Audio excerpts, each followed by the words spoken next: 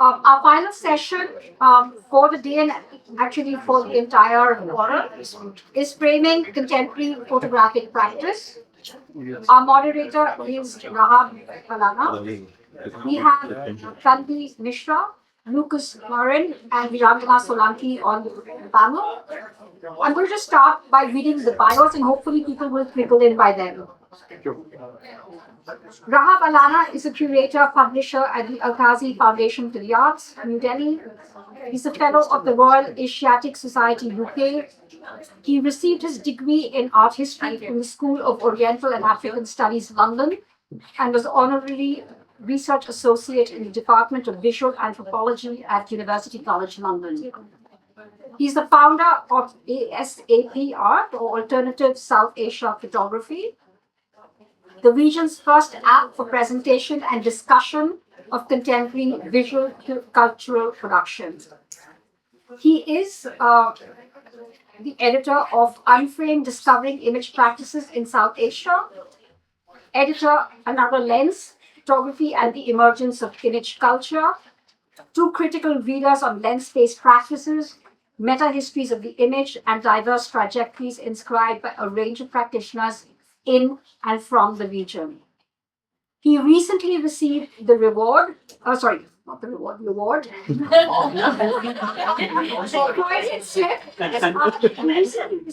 award of Officer of the Order of Arts and Letters from the Government of France. Lucas Morin is an exhibitions curator at Art Jameel, which is in Dubai and Jeddah, collaborating closely with artists and researchers to deliver new exhibitions, publications, and commissions. Previously, he was curator at Beton Salon Center for Art and Research in Paris and worked at the Sursak Museum in Beirut. So I was thinking of Rohit just now with Beirut. He holds a particular interest in research-based practices with a social and historical emphasis, as well as animals, particularly cats. Tanvi Mishra works with images as a photo editor, curator, writer, and educator. Among her interests are rights and representation in image making, research strategies in visual culture, as well as the notion of truth or fiction in photography, particularly in the current political landscape. She has served as the creative director of The Caravan, a journal of politics and culture. She's part of the photo editorial team of PIX, a South Asian publication and display practice. She has curated multiple exhibitions, including the Louis Roederer Discovery Award for the 2023 edition of Rencontre Grave. Tanvi has also been part of the curatorial teams of Photo Kathmandu, Delhi Photo Festival, and Greta Photo. She writes regularly for various editorial platforms, including Foam Magazine and 1,000 Words, and has contributed to academic publications like Why Exhibit, Positions on Exhibiting Photographies, among others. She teaches with Photo Circle, Pathshala, and the 7th Academy, and is currently part of the first International Advisory Committee of World Press Photo. And finally, to Veerangana. Veerangana, I have to just open my phone because you sent that to me. So give me a sec. Veeranganakumari Solanki, an independent curator and writer based in Mumbai. She's interested in the way interdisciplinary forms and creative practices merge to create dialogues in public and private spaces with the convergence of images across disciplines. Her curatorial discourse has focused primarily on art practices within South Asia and its diasporic content. She was the 2019 Brooks International Research Fellow at Tate Modern and is currently the program director at Space Studio Baroda and a director of the SQW Lab Foundation. And with that, I hand it over to you, Rahaab. Take it away. Thank you, Mira. Thank you very, very much. My thanks to the Anant Foundation for the Arts and Sohor, who I would like to send a shout out to, who was there for all of our meetings and I'm sure was integral to organizing this as well. So thank you all. Before we came in here, Mira, you described this moment as the death hour, which you then corrected as the graveyard shift of panel discussions. But we were hoping to sort of change that up for everyone with our presentations and rouse you to wakefulness. if you feel that something is settling in. One of the ways we could do that is by responding to my bridge with another artist who was around at the time, and I think his name was Guillaume Duchesne, who attached electrodes to spectators or subjects and thereby induced a sporadic shock. And this kind of aroused them into wakefulness. But we won't do that because these presentations might deliver such sporadic shocks as we go about them. But not jesting anymore. I do extend our appreciation and also want to share that it might be a kind of salutation, the premise of salutations being arrivals and departures. And as we arrive at a new time after these sessions and we depart with this session, it makes me think a little bit about how wonderfully rich the last 2 days have been. So once again, our thanks to the organizers. When I first received the title for this session, and most sessions, of course, they are prefaced by the word framing. And I thought this was immediately interesting to me because, of course, the reader that I edited last year is called Unframed. But Mira, you encouraged me to think about how media specificity has almost become a reflex for artists, right? And also, that is because it is also from a point of departure that we look maybe at media practice, given we straddle multiple chronologies. This might be past, present, future, but also virtually. Multiple mappings, which might be inhabited or uninhabited, but are also spectral edifices in our present. There might be multiple rhetorics. These might be political, cultural, but they are certainly existential and symbolic in our time. And then there are multiple subjectivities, which I think all of you all will address. They are social, they are singular, but very often they are hybrid as well. So my prefatory note today will kind of preempt some of the questions I might ask after, in which case I'll be able to open up to the audience faster. So through the presentations we're about to see, we come across some novel visual analytical modules which contest the development and reification of photography's discourses, given the increasing presence of alternative art spaces, as we've heard about today, or notions of embodiment and embedment. And these aren't easily juxtaposed words here. And these strands in your presentations, I believe, will connect personal histories and testimony to broader politics of representation, right? Which then go on to either define agency or the purpose within our investigations of the subcontinent or beyond, or undo it as a singular referent.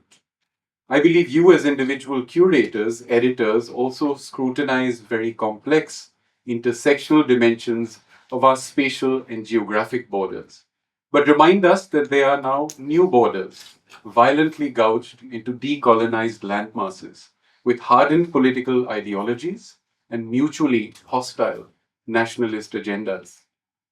But your curatorial endeavors urge us all here, perhaps, to explore the eruption of epistemologies. We heard that today, the definitions of what we might call archival value, not archives, much like Rashmi and Mira's curatorial figure, not the curator, but the curatorial figure.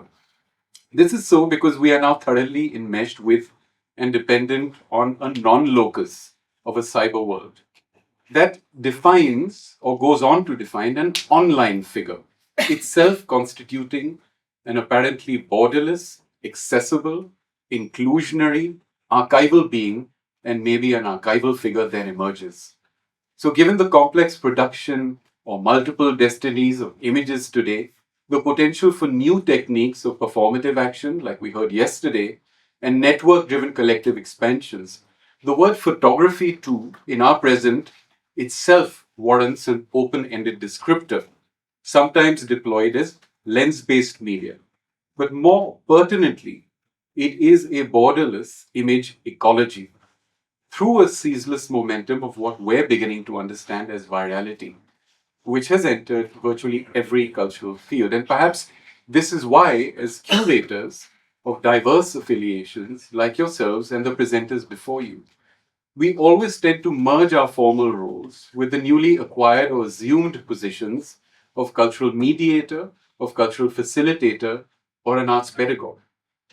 I believe that through the works that you will present, the very dynamic of reproducibility, immediacy, simultaneity, no longer allow for the fetishization of the photograph as a singular art object, or do they? We're yet to see.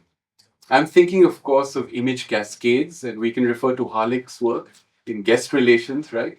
Like the idea of a hotel, a place of transit, a photo product incarnated as pixels are perennially in transit and in transaction across all nations and all nationalities. How else can we consider today's image production through compounded descriptives, informed by that etymology and usage, perhaps something we will all reflect on? So there are points of alignment for me also with the second reader, which Mira, you mentioned, just edited, called Another Lens, that try to tackle the assumptions of a post-millennium shift from the analog to the digital and related expansions that we might have encountered um, in the contemporary image spectra, which is often through global networks. And for me, this gives us an open-ended descriptor for another term, which is called South Asia. Perhaps Veerangana, your exhibition, which is called Future Lending, or Tanvi, your exhibition, which is Moving Definitions, does this actively through the parameters of digital meta histories or photographic and other visual cultures. And as we discussed earlier today, Agamben was brought up quite a lot, the notion of historically subjugated communities who may want to articulate their own dissonance and even their own rereading. And perhaps the work of the Confluence Collective will come up here too. But I'd like to urge all speakers in their presentations to then discuss some of the stakes, important stakes for you, the ambivalences, some of the optical metaphors that have been deployed to decenter, and this is something that Jibesh mentioned, the author. And something that came up earlier, maybe not only the gap, but then you consider the blind spot, or something that is pixelated with reference to one another. A word I often now use for the colonizer-colonized relationship or other fraught relationships, are they pixelated? But in all your projects, I feel there's an attempt at enacting something of a disobedience in order to generate, would we call it a decolonial freedom? It's a term that has been misused. It's a term that is confounded.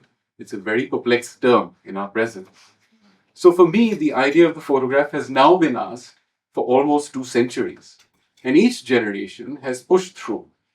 But in this generation, we have someone by the name of Akram Zatari, who takes quite evocatively the position against photography. And if we may save it on any device, the fact that we might fix its definition and think that it is a stable entity, by doing that, we already shackle ourselves to error. Transpose that onto whether discursive studies of South Asia are the same as discursive realities around South Asia. A lot of it gets unfixed, and a lot of it is therefore unframed. And so Veerangana, again, when I was thinking about your work, I was thinking about inside out, outside in perspectives, ambiguities of being definitively framed within contemporary critique. You go beyond and between cyber time in some of your projects, but in all, you also ask, as Lucas does, through the partition exhibition, can we present a trace or make possible new regional networks through creative kinship, shared symbolic idioms, in order to sometimes expose dependency narratives, right? Which will arise from thinking about questions of memorialization.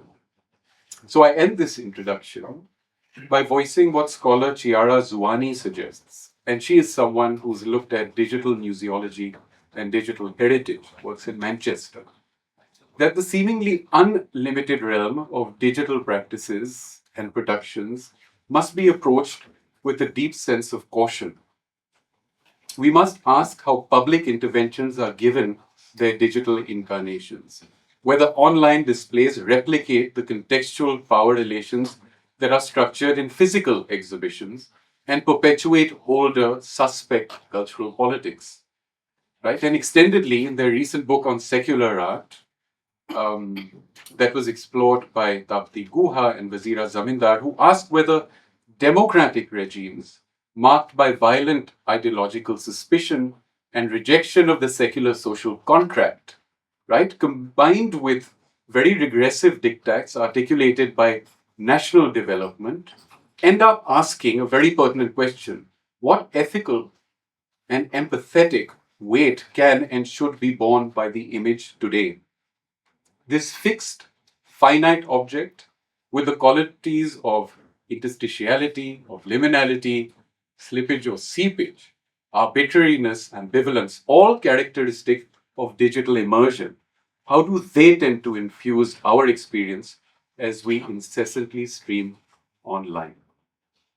Thank you very, very much. And with that, I would like to open up the discussion with your presentation. Tanvi, take it away. Thank you, Rahaab, for that wonderful introduction. And there's a lot of things to think about. Looking forward to the discussion afterwards. And thank you, Mira, for organizing this wonderful 2 days of thoughts and ideas. I'm going to take off a little bit from the bio that you gave, because I think that sort of sets the space for where I locate or I struggle to locate my practice. Because it's always been quite difficult for me to fully adopt the titles of, say, curator, writer, photo editor, or educator, because in and of themselves, they all feel somewhat limiting. I have always found my practice to be one that lies at the intersection of multiple worlds. Some of these worlds collide with one another, say a news desk or a photography festival, or a critic versus a collaborator. Community as opposed to institutions, or South Asia or Global South as opposed to Europe.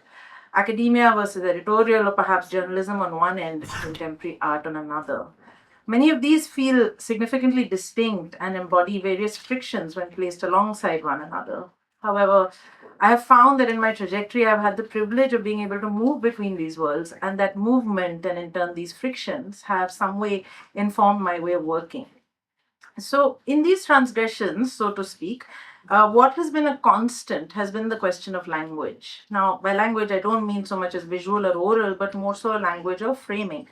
How do we frame practice, in this case my own, that don't emerge from formal institutional lineages or possess any academic genealogy of, say, within an art historical framework, for example? For me, my curatorial impulse and practice has actually really been shaped largely by my relationship with artists. For me, that relationship and that process is one that I have considered to be similar to the process of translation. The dynamic between a translator and an author, whose works are handed over in the gentle care and custodianship of another, reminds me of the delicate dynamic between artists and curators. The idea of at times being a conduit and at others one that triggers a conversation becomes central to this act of carrying from one language to another. When do we begin to see the act of translation as a collaborative process, and in that process begin to challenge this notion of singularity in the making, or rather in the shaping of work? At this point, I'd like to make a slight digression to read aloud to you some notes by Charlotte Collins, who's a British literary translator of contemporary literature and drama from German. In this reading, I'd like for us to perhaps imagine the possibility of this dialogue, whether external with the author or internal with the self, to perhaps be taking place within our world of image making and visual art. Open quote. My aim is always to cleave as closely as possible to the author's original intention, or rather what I believe it to be. Accuracy is, of course, essential in terms of translating content, but any reading is necessarily subjective. Literary translators don't just translate the meaning of a text, we translate the feel of it, which is inevitably filtered through our individual sensibilities. Every choice we make as we rewrite the text in English, trying to recreate what we see and hear, but also smell and taste and touch in our imagination, what we're trying to recreate in our imagination as we read the original subtly shifts the emphasis. She says, when I'm translating, rhythm is what tells me whether or not a sentence is right. It's like listening to a piece of music. I may find myself sitting with my eyes closed, allowing it to echo in my mind, listening out for a false note or a slight stumble, sometimes even bizarrely passing its invisible weight between my hands. In another excerpt, Collins gestures to method. She is actually speaking to another translator who are both translating the same text. She says, look, you see, it's okay to shake this up a bit. You can let it be looser. Have you thought of turning this around? That's better, isn't it? Yes, it's fine. You can break the sentence there without spoiling the flow. This one needs streamlining. But here this should stay as it is. It's supposed to sound a little off kilter. So this dialogue that Collins is having in this piece resonated with me and the one I often have with artists about curating or editing image-based work. Questions of intention, of accuracy, or fidelity.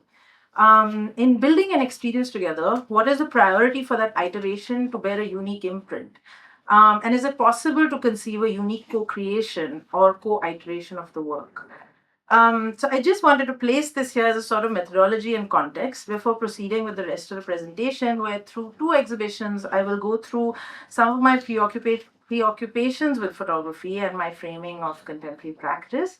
At the heart of all the work really is the relationship that is developed, as I said, with artists over time, which begins, as many of us who are working in the field know, that it begins very well before and continues well after a tangible curatorial project has taken place, if at all.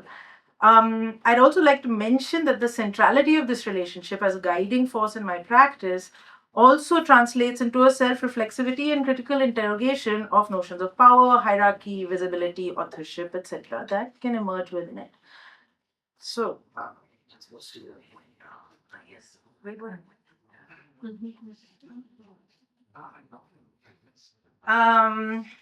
So the first of these preoccupations is what I like to call the impossibility of photography, in that its impossible position in trying to represent and negotiations that it has with aspects of truth and fidelity, and the photograph's ever ambiguous nature as one whose meaning is continuously shifting. This was the thematic for a show I had curated in 2023 for Curatorial, a photography festival in France, where they invited me as their, what they say, a first non-European curator for the Discovery Award. It was, whatever that title means, but it was also quite a surprise since it was 2022 when the invitation came and the festival is about 50 years old. The show that was titled Moving Definitions: An Invitation to Review looked at the evolving relationship between the spectator and the image, one that is constantly shaped by the apparatus of viewing and our personal memory. It was this fluidity that the chosen artists would harness to be able to present us alternate ways of viewing the world. In the sense, they maybe gave us a new way of looking at old truths. One of the works in the show, this work by Philippe Kalia, which is called the Ajaib Ghar Archive, gave me the trigger for this thematic. Philippe in his work explores the shifting position of the image within the Indian Museum and the use of narrativization as a tool that is instrumentalized in this post-colonial institution. Now, Philippe's work is as much a document of the museum and its exhibition spaces and its visitors as it is about the interrogation of the image. Or interrogation of the medium. Compelling us to ask really is seeing truly believing. His work embodies a central tenet of my curatorial practice, which is the role of the visitor as an active participant. The one with a responsibility, as in an ability to respond. This can be seen here on the right, where in some ways, where we can see actually, we displayed Philippe's images of visitors' comments that he records from various visitors' books across museums as well. So this burden of photography with the task of representing certain truths is not new. It's probably been grappled since the beginning of its invention. Another artist, Felipe Romero Beltran, who's a Colombian photographer. His works are curated at Breda Photo in 2022, and he probes this through his work Dialect. What he does is that he works with staged imagery, and he borrows from choreography, performance, and theater. And in both still image and film, and he looks at the status of migrants, in this case, particularly Moroccan men who migrated to Spain. But he looks at their condition, not in the process of crossing over or the migration itself, which has come to define a large archive of images in our public imagination, but rather what confronts them in terms of bureaucracy and the system when they actually arrive. These boys are in a house in Seville where Felipe meets them, and they are waiting to be naturalized at this moment as Spanish citizens. So in his images, what he does is that he restages these scenes from their illegal crossing into Spain in some what he calls as collaborative performances, circumventing perhaps some of the well-known ethical issues that otherwise exist with documenting people in their most vulnerable conditions. I, however, thought about the cathartic potential of his process. Academic Zoe Samudzi, whose work I really admire, refers to revisiting trauma as a space of potential knowledge production. In rejecting its performative reiteration as a kind of rewounding, she advocates for a possibility to imagine healing by learning how to refuse to reproduce trauma. So, what was crucial for me in this work was to think whether photography is actually capable of depicting this bureaucracy that hinders the lives and movements of these young men. Felipe records, so that's the video that the large image that you see there is actually a video where he records 3 young men reading the Spanish immigration law. They only get to the first 4 pages because they keep stumbling intermittently, but they keep trying to push their way forward. Observing aspects of custody and control, the videos captured the all-encompassing monotonous drone of bureaucracy that consumed the lives of these young men. In many of our conversations, I really wanted this burden of bureaucracy to fill the experience of moving through the space, in a sense for this repetitive hum of this flawed and imperfect recitation to constantly disrupt the viewing of the images, which had a much more quieter tenor. For me, the legal paper itself was also crucial to include in the exhibit, to gesture towards its monumentality, its monumentality, that it was unreachable and also illegible in nature. I don't know how much you can see, but the legal paper is on the left. Another preoccupation of mine in photography is in its negotiations with evidence. Nieves Mingueza, who's another artist in the AL show, explored this in her work 1 in 3 Women, which relies on the glaring statistic that 1 in 3 women in the world has been the subject of gender-based violence. Her work not only probed the contested relationship between photography and evidence, but also between evidence and gender-based violence. So it essentially looks at the familiar question of what constitutes evidence for a gender-based crime, and what do we need to see to be convinced of the accounts of women? Drawing from these are some, just to show you sort of a detail of one of the works, but she was drawing from the visual language of the forensic. Nieves marks each of these images, so showing domestic or private spaces. These markings offered a proposition for the spaces to become potential scenes of a crime and for the objects to become possible weapons of violence. This collection of manipulated images reminded us of an investigation table, which is often used while tracing the trails of a crime, the feel of which, just like Collins said in a literary translation, we tried to recreate in the show. Moving to the second preoccupation, well, there are many, it's 15-20 minute presentation, but is this possibility of transhistorical and transnational dialogue to provide a path towards reparative futures. I'd like to just make a tiny digression here to say that I'm quite struck and consumed with these discussions around this current movement around diversity and inclusivity in the arts and culture that often results in 10 to 20% representation of whatever may be that times or that space's minority or underrepresented metric. It can be region, caste, gender, sexuality. We can pick whichever one we like for the moment. I've wondered whether these inclusions manage to bring in the plurality that defines these underrepresented groups. Last year in the Discovery Award show, I was confronted with this question of what happens when we place artists from vastly different locations and contexts, but all from the Global South, in dialogue in front of an audience that seemingly might be different, might not, of the Global North. We had a representation of 90% artists that said they identified with the Global South, 50% from South Asia. And this dialogue across Egypt to India, from Caribbean to Vietnam, enabled a heterogeneity of perspectives, as opposed to, say, 1 or 2 of us placed in contrast or as some anomalies with practices, say, of the Global North in this case. I felt the need to shift the needle all the way to the right, to say this is one way of doing it, not the only way of doing it, of course, to explore this multiplicity of visions, but primarily not to look at us as one homogeneous group. That said, I also feel representation is not the only metric, and provenance or regionality can be quite faulty markers in terms of identification, but maybe we can take that up later. I wanted to introduce in this context the work of Samantha Box, who often looks at the past to reformulate these narratives about her land and people as an archive for the future. She hails from a mixed ancestry of Jamaican, African, and Indian heritage, And she was born in the Caribbean and she lives in the Bronx in New York. And her work is essentially responding to the question that many of us, I guess, are familiar with and have been asked at some point of time of, where are you really from? She's constantly interrogating and pushing against this romanticized notion of the homeland. And her work really counters the myth of this origin story and challenges also the view of the Caribbean as exotic colonial paradise. So Samantha basically draws from archival images and Dutch still lifes of the Caribbean taken by the colonizer and repurposes them. She uses, some of them are here in a larger work, and through self-portrait, she animates the black subjects at times in the image, but at others, she shrouds or pixelates her. I see the work as practicing both philosophies. She uses visibility as a form of justice, but she also embodies a kind of photographic refusal.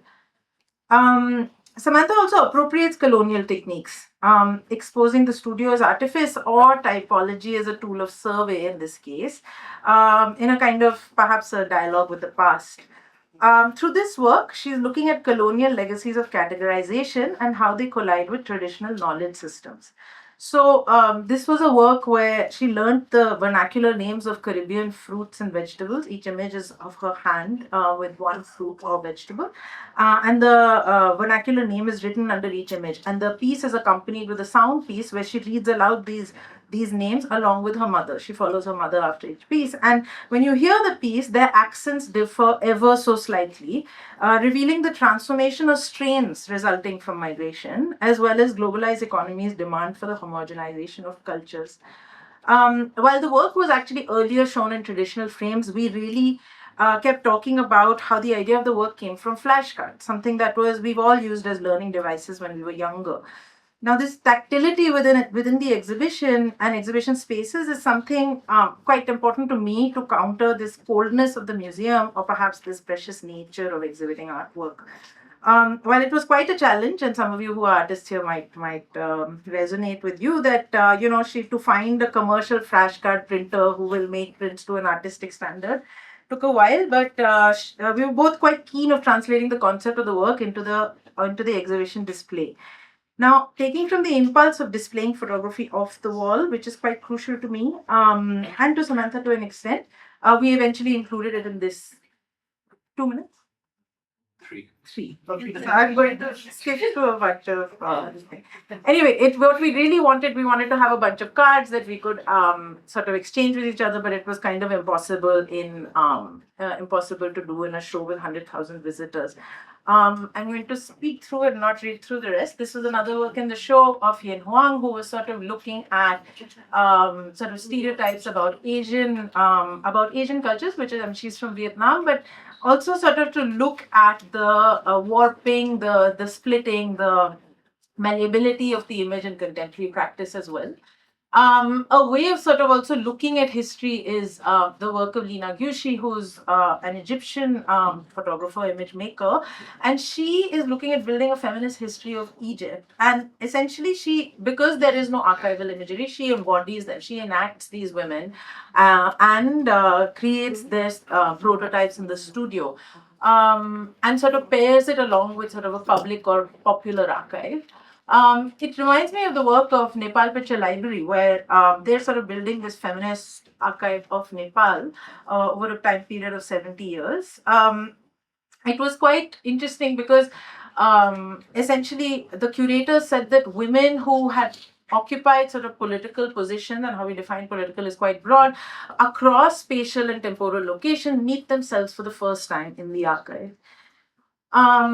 Really quickly, something that's quite close to me is the idea of archives as heirlooms and representation. While we know that the camera has long been acknowledged as having origins as a colonial instrument, and the institutional archive as often embodying a colonial methodology, which provides a limited or skewed perspective of peoples and regions, even citizen-initiated or crowdsourced collections of vernacular images can possess representational disparities. These reveal the role of caste and class in determining the availability of photographic archives as family heirlooms. Many sections of our society, like working class, refugees, or oppressed castes, have often been documented by others within the confines of socially informed projects such as recording labor, migration, or oppression. So who has the right to sort of have a family archive?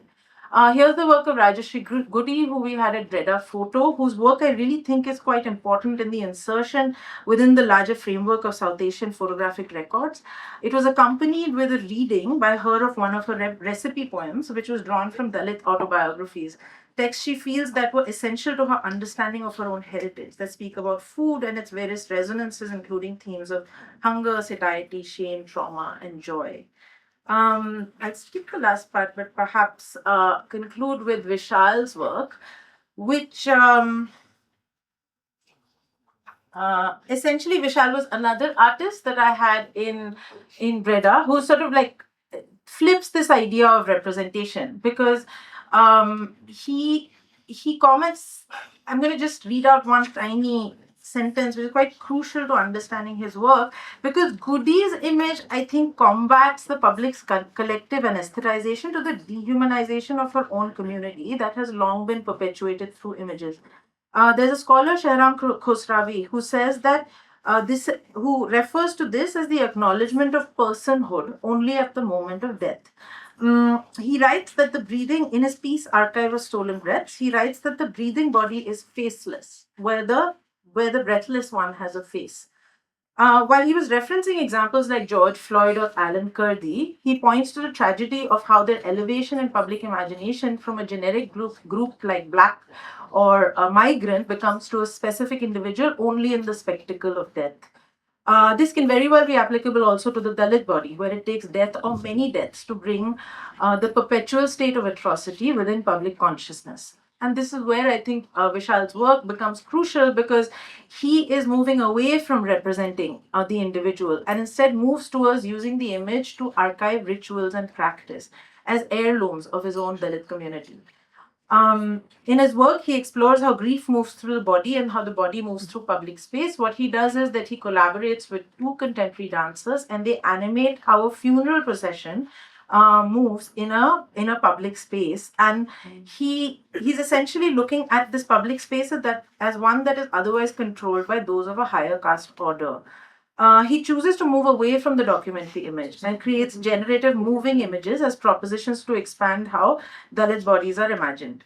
I'll hard to sort of I won't go to the conclusion, and maybe we can get to it later. But what I really liked about his practice was also something that he says, and perhaps something that I can end on, is that he says that while referring community rituals surrounding death and mourning, he relies on that which is familiar to him, being Dalit himself, claiming his choice of articulation to be a resistance space, one that is easily accessed by members of the community while placing conditions of access on the Savarna. So perhaps, and where I place myself in relation to how we interact as artist curators would be something that maybe we can talk about later. Thank you.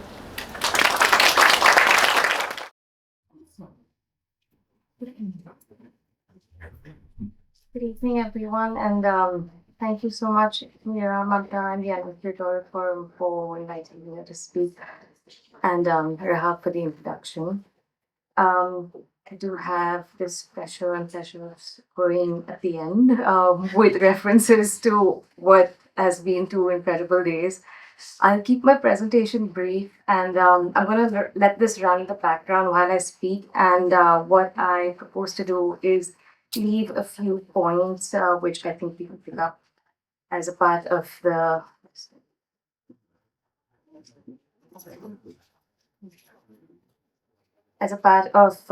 discussion in what for me have been ways of expanding just thought through curatorial practice in work with artists over 3 projects.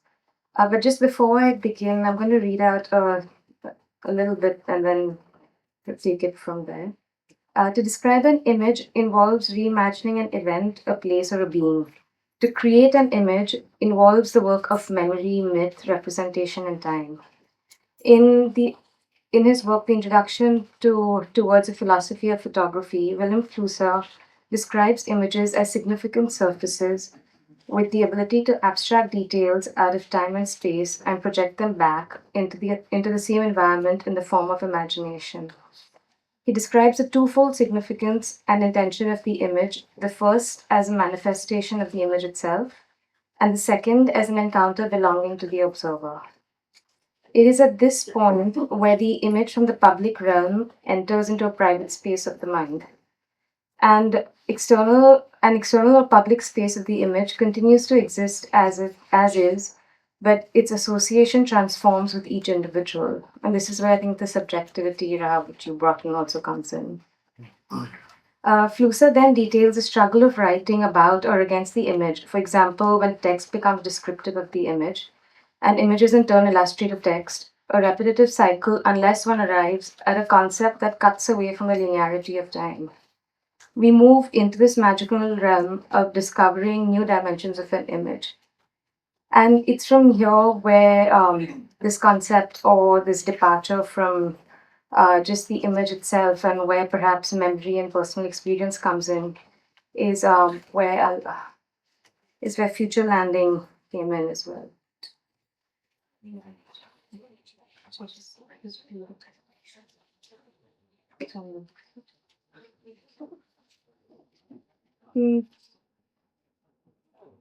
So just until about 2019, most of my research and curatorial practice, some of it was separate, where my research was more in the form of writing, where I was spending a lot of time with artists in their studios, talking about what the image meant for them, but also how they were arriving at the image if it wasn't a photography practice.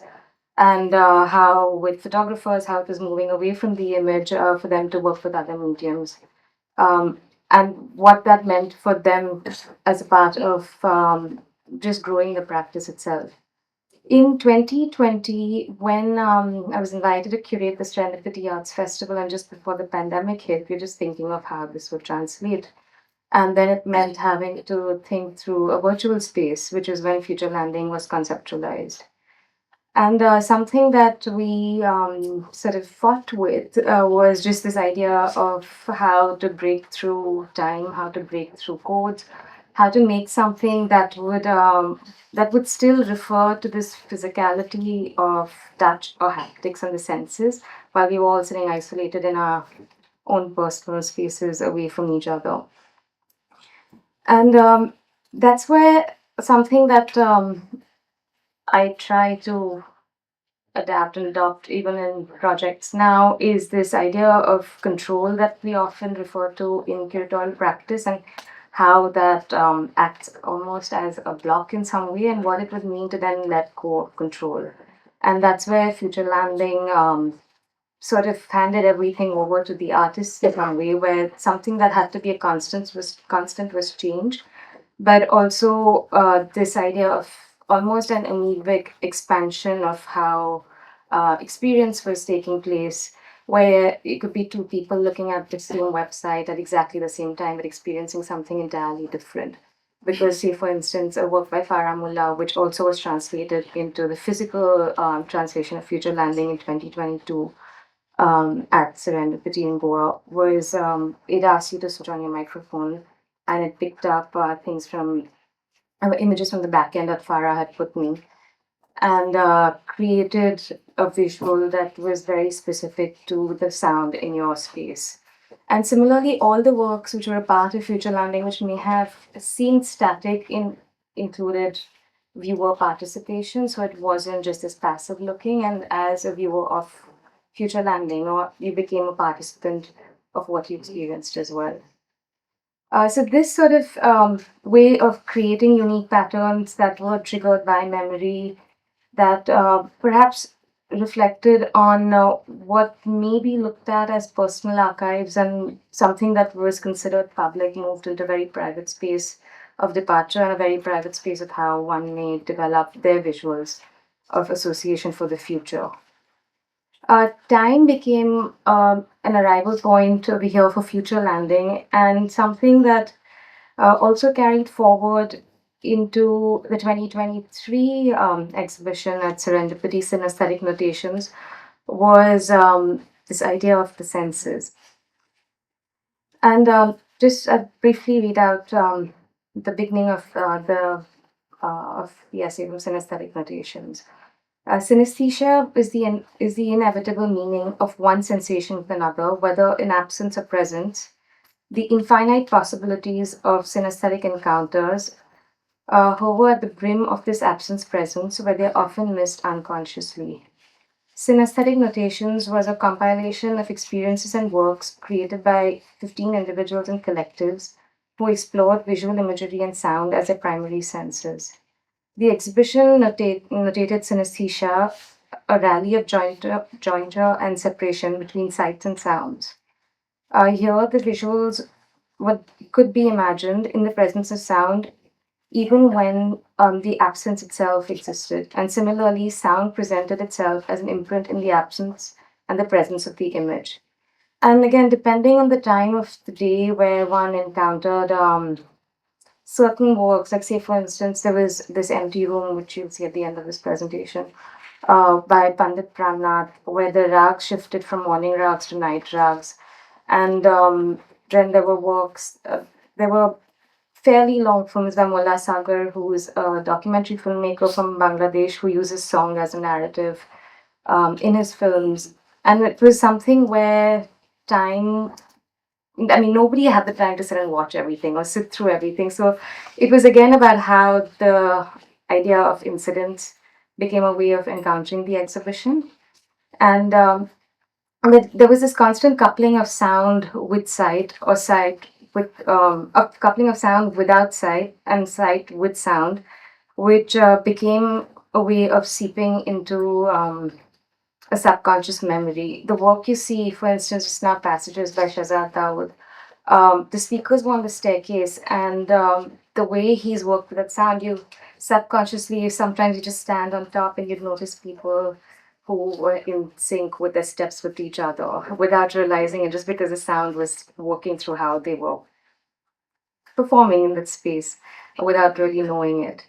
So I think in this way, when one goes back to just thinking through what it means with exhibition making, and something, Tanvi, which you brought in, of how the visitor is so central to also why we end up creating these spaces. So from as curators, this mediation between what one encounters in studios with artists to what they might want to translate as an experience to what visitors take away, and how do we curatorially think through that with this. And for me, I think the central part of this um, is a sense of the arrival, the departure of the image, which sits in memory, which sits in archive, and which also moves into a future way of thinking through the senses that we encounter. Thank you.